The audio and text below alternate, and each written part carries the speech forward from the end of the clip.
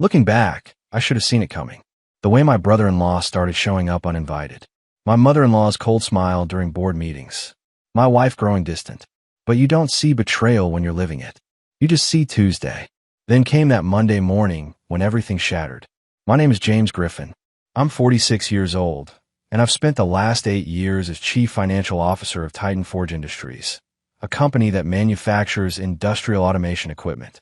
We build the machines that build other machines. It's honest work, profitable work, and I'd helped grow this company from a regional supplier into a national operation worth $300 million annually. That Monday morning started like any other. I arrive at our Pittsburgh headquarters at 6:30, coffee in hand, briefcase heavy with quarterly reports. The underground parking garage was mostly empty at that hour, just the way I liked it. Quiet. Time to think before the chaos of the day began. I was checking emails on my phone when I heard the engine. Deep, powerful, unmistakable. A Bentley Continental GT, midnight blue, rolled past me and pulled directly into my parking spot. The spot with my name on it. Reserved, J. Griffin, CFO. The door opened and Derek Kim stepped out. My wife's younger brother. 38 years old, with all the arrogance of someone who'd been handed everything and earned nothing. 6 months ago, he'd been selling timeshares in Florida.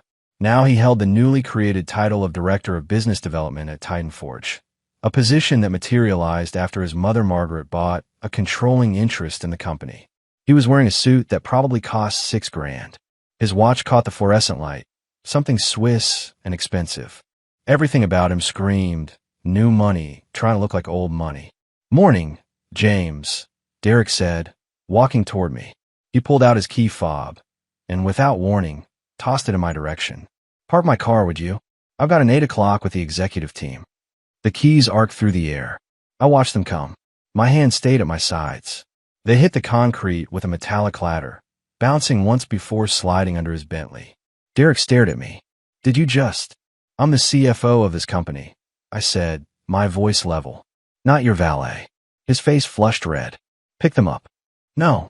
Pick them up right now, James. I'm a director of this company.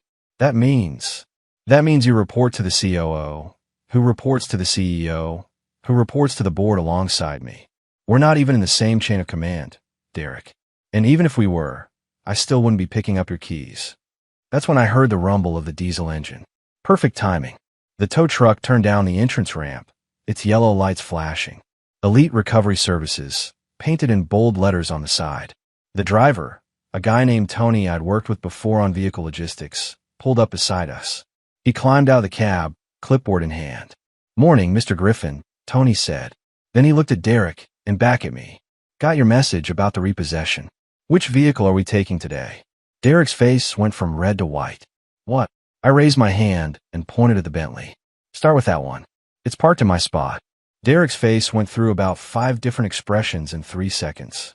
Confusion, disbelief, anger, fear, then back to anger. "You can't repossess my car. That's theft. I'll call the police." "Go ahead," I said. I pulled out my phone and held it toward him. "Call them. While you're at it, explain to them how you committed loan fraud to purchase it." Tony was already circling the Bentley, taking photos with his phone, documenting its condition. He'd done this before. Professional. Efficient. Fraud? What the hell are you talking about? Derek's voice rose, echoing off the concrete walls. I reached into my briefcase and pulled out a folder.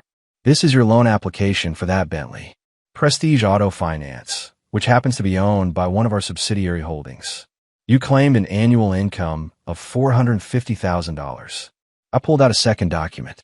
"This is your employment contract. Signed 6 months ago. Base salary of $120,000. Even with bonuses, you'd be lucky to hit $150 this year." Derek snatched the papers from my hand, scanning them. His face went pale. "You lied about your income by $300,000, I continued. "That's fraud, which makes the loan contract voidable. And since you used company resources to commit that fraud, I have a legal obligation to address it. This is because you're jealous." Derek shot back. "You can't stand that I'm making my mark here, that I'm building relationships you never could." I almost laughed. Building relationships? Derek, in 6 months you've managed to alienate half the senior staff. You've submitted $60,000 in fraudulent expense reports. And you've redirected 3 major contracts to companies that pay you kickbacks. His jaw dropped. You've been spying on me. I've been doing my job. Every expense report over $5,000 requires CFO approval. Every contract over $100,000 goes through my office. You really thought I wouldn't notice. Tony had finished his inspection. Mr. Griffin, I need your signature confirming the vehicle removal. I signed his tablet. Derek just stood there, watching his Bentley get loaded onto the flatbed like it was happening to someone else. My mother is going to destroy you for this, Derek said. His voice had lost its edge. Now it just sounded hollow. Your mother should have thought about that before she installed you in a position you're not qualified for. Before she started conspiring with Charles Donnelly to manufacture reasons to fire me. His eyes widened. How did you? Email, Derek. You use company email for everything. Did you really think I wouldn't have access to board member correspondence that went through our servers? The tow truck's engine rumbled to life. Derek's Bentley sat secured on the flatbed, looking smaller somehow. Less impressive. What happens now, he asked. Now you have 2 choices. You can resign quietly today, cite personal reasons, and I'll keep the fraud investigation internal. You'll need to pay back what you owe, but you won't face criminal charges. And if I don't, I looked him directly in the eye. Then I take everything I found to the board, to the SEC, and to the district attorney. Your fraudulent loan, your kickback schemes, your expense report abuse. All of it. You'll be lucky if you're only facing financial crimes. The tow truck pulled away, Derek's Bentley disappearing up the ramp. He bent down slowly, picked up his keys from under where the car had been. You're making a mistake, he said. No, Derek. I'm correcting one. I walked toward the elevator, leaving him standing in my parking spot, holding keys to a car that was already 3 miles away. The elevator doors closed. I rode up to the executive floor alone, my heart steady, my hands calm. 8 years I'd built this company. 8 years I'd let Margaret Kim and her family treat me like a useful tool instead of a partner. That ended today. My assistant Carol was already at her desk when I reached the executive floor. She'd been with me for 6 years, sharp as a knife and twice as reliable. One look at my face told her everything she needed to know. Mr. Griffin, she said carefully, there's been an emergency board meeting called for 2 o'clock this afternoon. Margaret Kim requested it.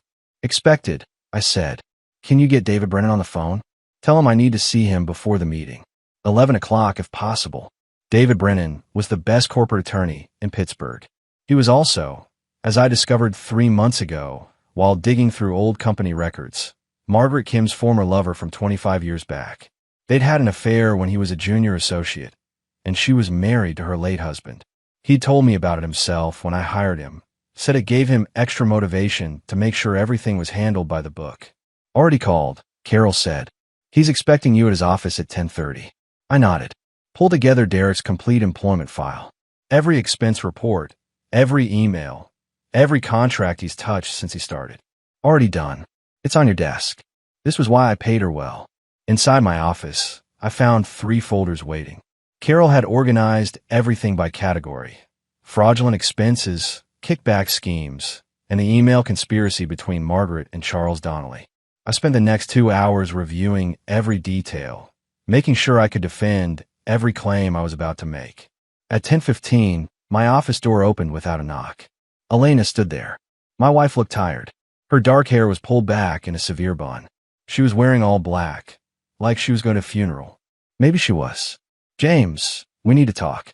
Not now, Elena. Derek called me. He's devastated. He says you stole his car and you're trying to destroy him. I looked up from my papers. He committed fraud. I'm addressing it. There's a difference. He's my brother. He's family. And I'm your husband. Or did that stop mattering when your mother bought into the company? She flinched. That's not fair. What's not fair is spending 8 years building this company while your family treats me like hired help. What's not fair is your mother and Donnelly conspiring to fire me so Derek can take my position. Elena's face went pale. What are you talking about? I pulled out the folder, slid it across the desk. Read it. The emails between your mother and the board chairman. They've been planning this for months. Install Derek, manufacture performance issues against me, force me out. You really didn't know? She opened the folder, started reading. I watched her face change as she went through the emails. Shock, then something else. Guilt, maybe. James, She stopped, Started again. I didn't know about this. I swear. But you knew about Derek's expense reports. You knew about the kickbacks. Her silence was answer enough. Get out of my office, Elena. We need to talk about this. No. We need to talk through attorneys. I'm filing for divorce. You chose your family over your husband. That's your right. But I'm choosing myself now. She stood there for a long moment, then walked out without another word. David Brennan's office was downtown, glass and steel, expensive views. He was waiting with coffee and a legal pad covered in notes. Tell me everything, he said. I did. The fraud, the conspiracy, the emails, all of it. When I finished, David sat back and smiled. They're going to come at you hard in this meeting. Margaret has the votes to fire you, if Donnelly backs her. I know, but they're going to come at you for the wrong reasons. They'll focus on the car, frame it as abuse of power. Meanwhile, we'll be focused on the fraud, the conspiracy, the fact that a board member has been actively working to remove a sitting executive without cause. He pulled out a document. I took the liberty of drafting this. It's a letter to the board outlining what you know and what happens if they try to terminate you without cause. I read it. It was devastating. If we send this, there's no going back. James, David said gently. It became war when Margaret decided you weren't good enough. You're just finally fighting back. At 2:00, I walked into the boardroom. Margaret sat at one end, flanked by her attorney. Charles Donnelly sat at the head of the table. The other board members looked uncomfortable. Let's begin, Donnelly said. Charles Donnelly cleared his throat, looking everywhere except at me. This emergency meeting has been called to address serious concerns regarding the conduct of James Griffin, our chief financial officer. Margaret's attorney, a severe woman named Patricia Vance, stood up. Mr. Griffin orchestrated the illegal repossession of Derek Kim's personal vehicle this morning. He abused his position, violated company policy, and engaged in what can only be described as workplace harassment. I stayed silent, waiting. We have witnesses, Vance continued. Multiple employees saw the incident. Mr. Griffin humiliated Mr. Kim in front of staff, had his vehicle towed, and threatened him with false accusations of fraud. False accusations. I said quietly, you claim Mr. Kim committed loan fraud. That's a serious allegation with no basis in fact. I opened my briefcase, pulled out the folder. This is Derek's loan application for the Bentley. He claimed an income of $450,000. This is his employment contract showing his actual salary of $120,000. The math doesn't work, Ms. Vance. I slid copies across the table to each board member. Diane Fletcher, one of the independent directors, studied the documents. These numbers are significantly different. Significantly fraudulent, I said. The loan was processed through Prestige Auto Finance, our subsidiary. Company policy requires my approval for any loan over $100,000. I approved it based on the information provided. When I discovered the fraud, I had a legal obligation to address it. You could have come to the board, Margaret said. Her voice was ice. I could have. But 3 weeks ago, I sent Derek a private email offering him the chance to refinance legitimately. He forwarded it to you with a note saying I was harassing him. I have the email chain. I pulled it out, distributed copies. Margaret's face tightened. Furthermore, I continued, the car repossession is standard procedure when we discover fraud in our lending operations. If it had been any other employee, nobody would have questioned it. The only reason we're here is because Derek is your son. This is about more than a car, Vance said. Mr. Griffin has been conducting a vendetta against Mr. Kim since he joined the company. A vendetta? No, an investigation. Because Derek's loan fraud isn't the only issue. I pulled out the next folder. These are Derek's expense reports for the past 6 months. $60,000 claimed, including a $5,000 dinner in New York, allegedly with clients. I called a restaurant. Derek was there with his girlfriend. No clients present. Another document. A $10,000 consulting fee paid to Brightstar Solutions. The company doesn't exist. No employees, no website, no business operations. The check was cashed by Derek's college roommate. I kept going, pulling out receipt after receipt, contract after contract. The golf trip to Scotland. The first-class flights. The personal purchases on the company card. Mr. Griffin, Diane Fletcher said slowly, how long have you known about this? I started noticing irregularities 3 months ago. I've been documenting everything since then, trying to determine the full scope before bringing it to the board. 3 months. Margaret's voice rose. You've been spying on my son for 3 months. I've been doing my job. As CFO, I'm legally required to investigate financial irregularities. If I'd ignored this, and it came out during an audit, I could be held personally liable. The company could face fines. Charles Donnelly had been reading through the documents, his face growing darker. Margaret, did you know about any of this? My son made some mistakes with paperwork. That doesn't justify this witch hunt. Paperwork. I pulled out the final folder. Let's talk about paperwork. These are emails between you and Chairman Donnelly discussing how to manufacture performance issues against me to justify my termination. The room went silent. I distributed the copies. Watched the board members read. Watched their faces change. You've been planning to fire me for months. Install Derek in my position, despite his complete lack of qualifications. You saw my job as a family inheritance he was entitled to. Margaret stood abruptly. This is outrageous. Those are private communications. Sent through company email servers, which means they're discoverable in any legal proceeding. And there will be legal proceedings if you attempt to terminate me without cause. Donnelly's face had gone gray. James, those emails were taken out of context. Were they? Because they seem pretty clear to me. You were conspiring to remove a sitting executive to benefit a board member's family. That's a breach of fiduciary duty. The silence in the boardroom was thick enough to cut. Board members were still reading through the emails. The evidence of conspiracy laid bare in black and white. Margaret's attorney, Patricia Vance, recovered first. These documents were obtained illegally. They're inadmissible, Anne. They were obtained through legal access to company email servers. I interrupted. As CFO, I have authorized access to financial communications. There's nothing illegal about it. Diane Fletcher looked up from the documents, her face troubled. Margaret, these emails show you and Charles discussing how to manufacture performance issues against James. How to make his termination look justified when it wasn't. Those were strategic discussions about leadership transitions, Margaret said, but her voice had lost its certainty. Strategic discussions? I pulled out another document. This email from you to Donnelly is dated April 15th. You wrote, and I quote, "We need to document anything that makes James look incompetent. Missed deadlines, bad judgment calls, anything we can use. Once we have enough, we can remove him and install Derek as CFO." Charles Donnelly's face had gone ashen. Margaret, you told me James was underperforming, that the board had concerns. I'm the board. Margaret snapped. I own 40% of this company. You're a board member, Diane corrected, not the board. And this behavior is completely unacceptable.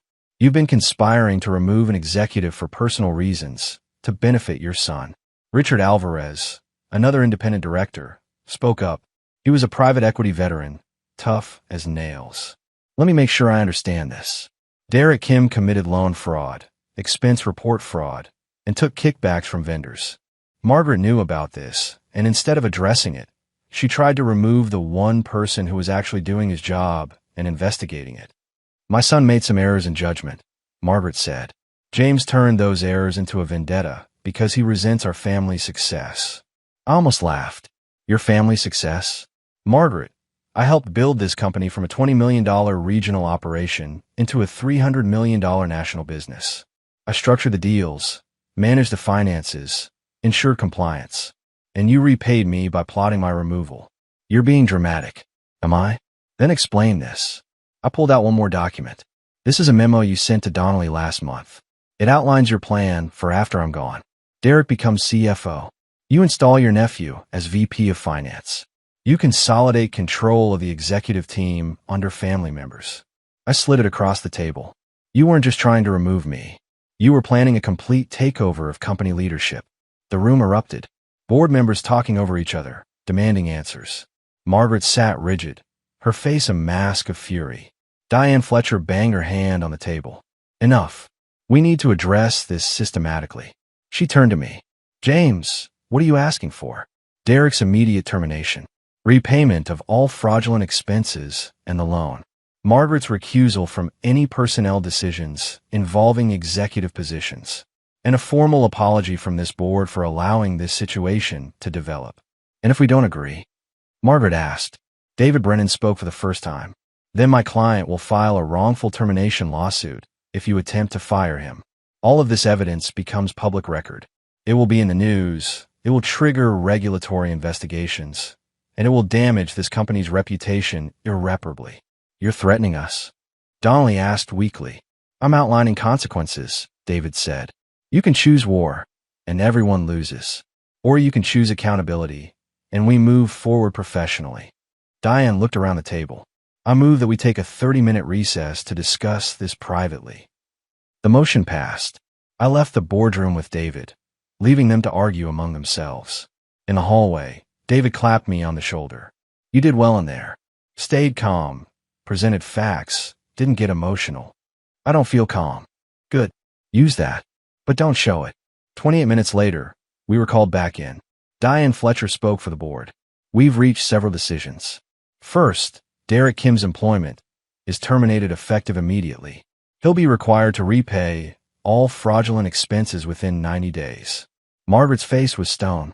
Second, Margaret Kim will recuse herself from all personnel decisions involving executive positions. Third, Chairman Donnelly will undergo ethics training and will face a board review in 6 months. Donnelly nodded, defeated. Fourth, the board formally apologizes to you, James, for failing to prevent this situation. I nodded. And the conspiracy to remove me ends now, Diane said firmly. You have our word. The board meeting ended at 4:30. I walked out of that room knowing I'd won the battle, but the war was far from over. Margaret's face, as she left, told me everything I needed to know. She wasn't done. Not even close. Carol was waiting in my office with coffee and a concerned expression. How bad was it? Derek's fired. Margaret's neutered. I'm still CFO. Then why do you look like someone died? Because my marriage probably did. I spent the next hour reviewing financial reports, trying to distract myself from the reality of what came next. At 6, my phone rang. Elena. I debated not answering. Then I picked up. James. Her voice was thick, like she'd been crying. Can we talk? In person. I don't think it's a good idea. Please. I'm at the house. Just give me 30 minutes. Against my better judgment, I agreed. The house we'd shared for 8 years sat in an upscale Pittsburgh suburb. Colonial style, for bedrooms, perfectly manicured lawn. I'd always thought of it as home. Now it just looked like real estate. Elena met me at the door. She'd been crying. That was obvious. Her eyes were red, her face blotchy. Come in, she said. We sat in the living room, the space between us feeling like miles instead of feet. Derek's devastated. Elena started. He called me from the airport. He's leaving the country, going to Singapore to work for one of my mother's contacts there, running away from his problems. That sounds about right.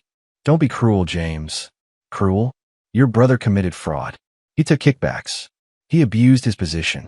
And when he got caught, he tried to destroy me. But I'm the one being cruel. He made mistakes. He committed crimes, Elena. There's a difference. She was quiet for a moment. My mother wants to sue you. For defamation, for harassment, for wrongful repossession. Let her try. Everything I said in that boardroom is documented and true. She won't win. She doesn't need to win. She just needs to make it expensive and painful for you. I looked at my wife, really looked at her, and realized I was seeing a stranger. Is that why you asked me here? To threaten me on your mother's behalf? No. Her voice faltered. I asked you here because I found something you should see. She pulled out her phone, opened a folder, handed it to me. Photos. Dozens of them. Elena and a man I didn't recognize. Having dinner at expensive restaurants. Walking into hotels. Kissing in parking lots. My stomach dropped. How long? 18 months. His name is Jason Garrett. He's a venture capitalist. Works with some of my mother's business partners. 18 months. While I was working 80-hour weeks building the company, she'd been building something else. Why are you showing me this? Because you deserve to know the truth. And because... She stopped, started again. Because I'm pregnant. 12 weeks. The world tilted. Is it mine? Her silence was the answer. We haven't slept together in 4 months, Elena. The math doesn't work. I know. I stood up, my hands shaking. Not from anger, from something else. Relief, maybe. This made everything simpler. I want a divorce. My attorney will send the papers to yours. We can split assets fairly, but I'm keeping this house. James, please. You chose him. You chose your family. You chose everyone except me. That's fine. That's your right. But I'm done. I walked to the door, then turned back. One question. Did your mother know about the affair? Elena's expression told me everything. She knew. She helped arrange it, didn't she? Jason works with her contacts. This wasn't a random affair. This was planned. It wasn't like that. Yes, it was. Your mother wanted me destabilized, distracted, emotionally compromised. So she set you up with Jason. How much did she pay him, Elena? Her face crumbled. 50,000, plus shares in one of her ventures. I laughed, but came out bitter. I was worth 50 grand and some stock options. Good to know my value. I left her crying in our living room and drove to a hotel downtown. I couldn't face that house again. Couldn't sleep in a bed we'd shared while she was carrying another man's child. In the hotel room, I called David Brennan. I need you to handle my divorce. Elena's pregnant with another man's child. Her mother paid him to have an affair with her to destabilize me. I want everything documented. David was quiet for a moment. Jesus, James. I'm sorry. Don't be. Just help me end this cleanly. After we hung up, I sat on the hotel bed and took stock of my life. 8 years at Titan Forge. 8 years married to Elena. All of it built on sand. But I was still standing. Still CFO. Still fighting. That would have to be enough. 3 days after the board meeting, I was reviewing Titan Forge's quarterly financials when something caught my eye. A discrepancy in our offshore holdings account. Small enough that most people would miss it. But I'd built these financial systems from the ground up. I knew every number, every flow, every pattern. $2.3 million. Gone. I pulled up the transaction history, traced the transfers back. They've been happening for 18 months, small amounts at first, then larger. Always on Fridays. Always to an account in the Cayman Islands. My hands were steady as I dug deeper. The authorization signatures on the transfers looked like mine, but I hadn't approved any of these transactions. I pulled out my phone, called David Brennan. I need you in my office. Now. And bring someone who specializes in financial fraud. David arrived 40 minutes later with a forensic accountant named Sarah Mitchell. I showed them what I found. Sarah studied the transfer documents, her expression darkening. These signatures are forged. Good forgeries, but not perfect. See this loop on the G in Griffin? That's not how you sign your name. Who has access to authorization documents? David asked. Limited people. The CEO, board members with financial authority, and I stopped, the realization hitting me. And spouses who have power of attorney for medical emergencies. Elena, David said quietly. I pulled up the account information for the Cayman Islands receiving account. It took some work, but I found it. The beneficial owner was listed as EK Holdings, LLC. Elena Kim Holdings. My wife had been systematically stealing from me for 18 months. $2.3 million, embezzled through forged signatures and her power of attorney access. She was planning to divorce me anyway. I said, my voice hollow. This was her insurance policy. Make sure she walked away with cash, even if the prenup limited her settlement. Sarah was making notes. With this much money involved and the forgery evidence, this is felony embezzlement. You could press criminal charges. Do it, I said. Document everything. I want her prosecuted. David hesitated. James, she's pregnant with another man's child. The optics of you prosecuting a pregnant woman. I don't care about optics. She stole from me. She committed fraud. Being pregnant doesn't give her a pass. After they left, I sat alone in my office, trying to process the magnitude of Elena's betrayal. The affair was one thing, but stealing millions while pretending to be my wife, that was calculated, cold-blooded theft. My phone rang. An unknown number. I answered. Mr. Griffin, my name is Agent Michael Torres with the FBI. I need to speak with you about Margaret Kim and Derek Kim. Can we meet? 30 minutes later, I was sitting in a coffee shop across from Agent Torres and his partner, Agent Lisa Park. Torres was in his 40s, sharp eyes, the kind of person who missed nothing. We've been investigating the Kim family for 6 months, Torres said. Financial crimes, potential money laundering.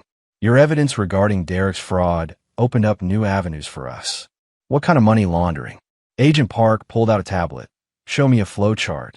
Derek wasn't just taking kickbacks from vendors. He was facilitating the movement of money from overseas sources through Titan Forge accounts. We believe Margaret was using your company to clean money from illegal sources. My stomach dropped. How much money? At least $8 million over the past 2 years. Possibly more. $8 million laundered through my company, and I didn't know. They were very careful. Small amounts. Routed through legitimate-looking contracts. But the vendors paying Derek kickbacks? Several of them have ties to organized crime syndicates in Eastern Europe. Torres leaned forward. Mr. Griffin, we'd like your cooperation. Full access to Titan Forge financial records. Your testimony about what you discovered. Everything. In exchange, we'll make sure the company isn't held liable for Margaret's activities. You have it. Everything you need. There's one more thing, Agent Park said.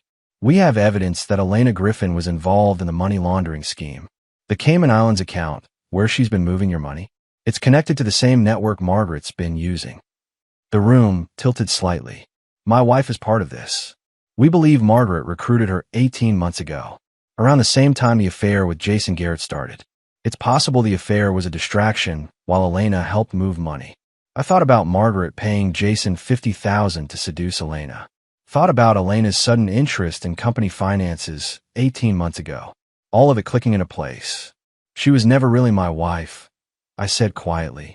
She was Margaret's plant. Torres nodded sympathetically. We'll need your full cooperation on this.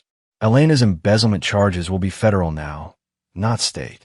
She's looking at 10 to 15 years. And the baby? That's not our concern. Our concern is stopping a criminal enterprise that's been using legitimate businesses to launder money from international crime syndicates. I signed the cooperation agreement right there. The FBI investigation moved fast. Within a week, they'd frozen Elena's Cayman account, seized Margaret's financial records, and started building a RICO case against the Kim family network. I was in my office reviewing subpoena documents when I found something that made my blood run cold. A name I recognized from 8 years ago. Robert Kingston. He'd been CFO of Titan Forge before me. The man I'd replaced. According to company records, Kingston had resigned after being caught embezzling funds. He'd even served 3 years in federal prison. But the FBI documents told a different story. I called Agent Torres immediately. Robert Kingston, the CFO before me. What really happened to him? Torres was quiet for a moment. How much do you know? I know the official story. He embezzled money, got caught, went to prison. But these FBI files suggest something else. Kingston was innocent. The evidence against him was planted by Derek Kim and Margaret Kim. They framed him to create an opening for their preferred candidate. The room spun. They framed an innocent man? Sent him to prison? Yes. We've known about it for 2 years, but we didn't have enough evidence to overturn the conviction. Until now.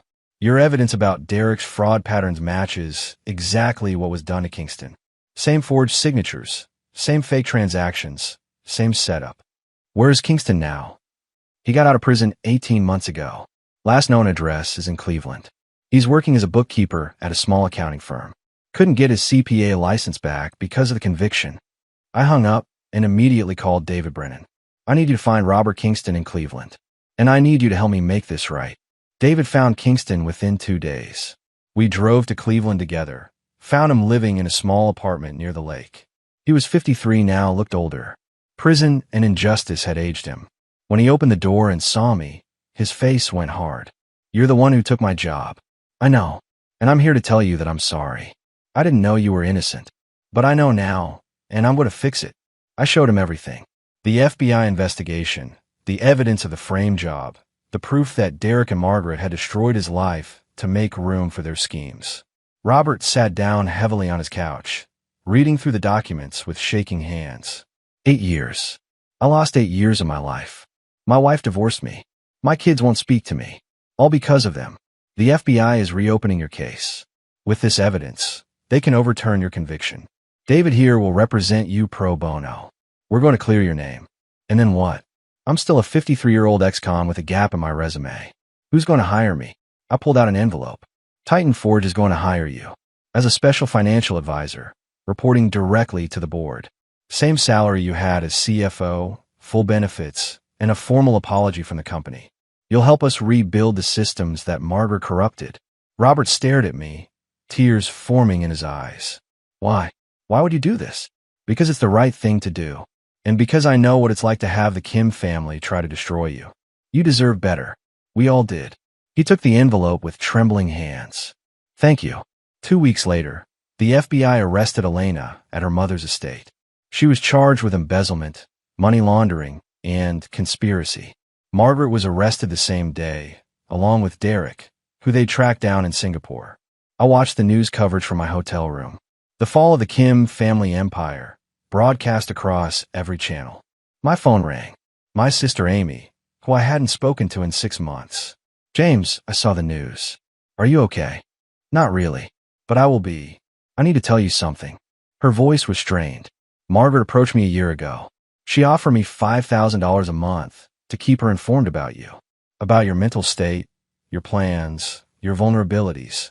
My hand tightened on the phone. Please tell me you didn't take it. Silence. Amy, I'm sorry. I needed the money. The farm was failing, and she said it was just family looking out for family. I didn't know what she was really doing. I closed my eyes. Another betrayal. Another person I trusted who'd sold me out. How much did she pay you total? $60,000 over the year. James, I'm so sorry. I'll pay it back. All of it. Keep it.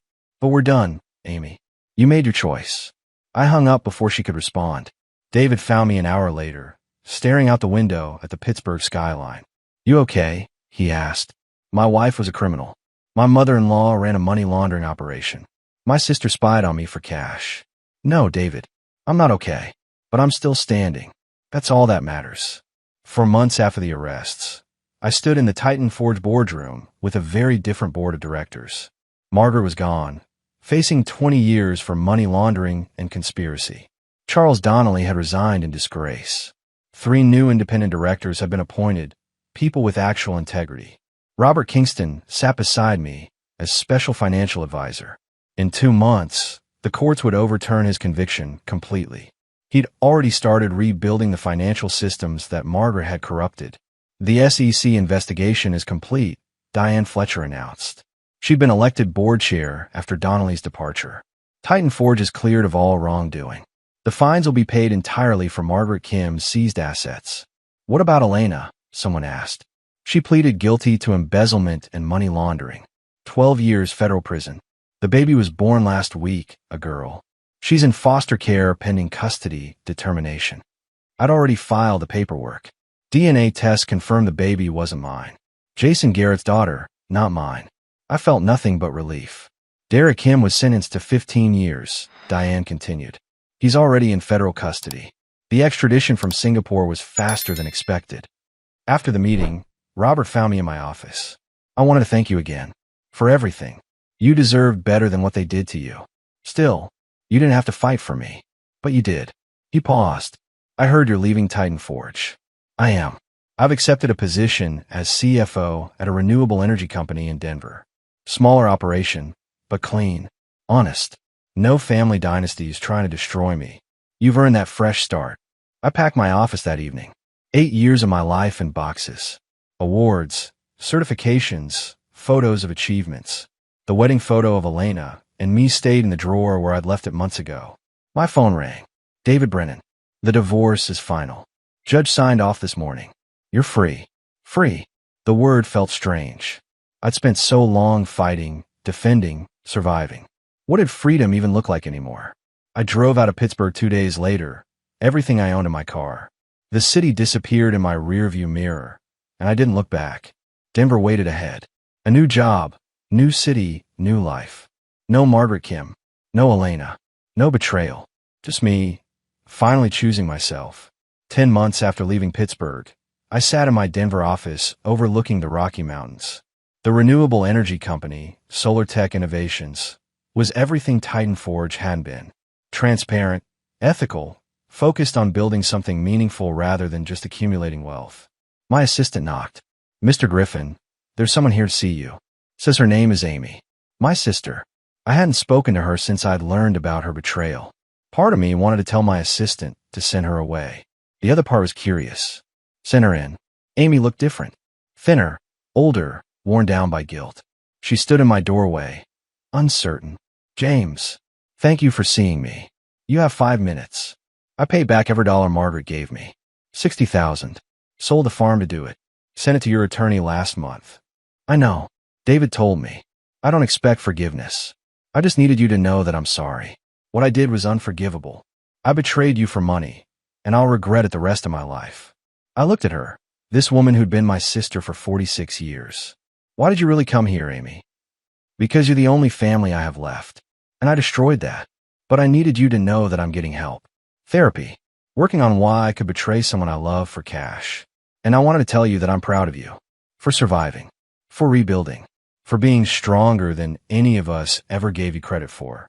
She turned to leave, then stopped. If you ever want to talk, I'll be here. No expectations. Just hope.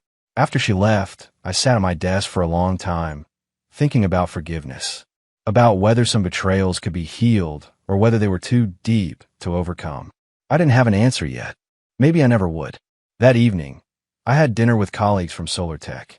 Normal people, doing honest work, building sustainable infrastructure. No schemes, no conspiracies, no family empires trying to devour me. Afterward, I walked through downtown Denver, the mountain air crisp and clean. My phone buzzed with a text from David Brennan. Margaret Kim sentenced today. 23 years, federal prison. Derek got 17. It's finally over. Finally over. I thought about that morning in the Titan Forge parking garage, watching Derek's keys hit the concrete.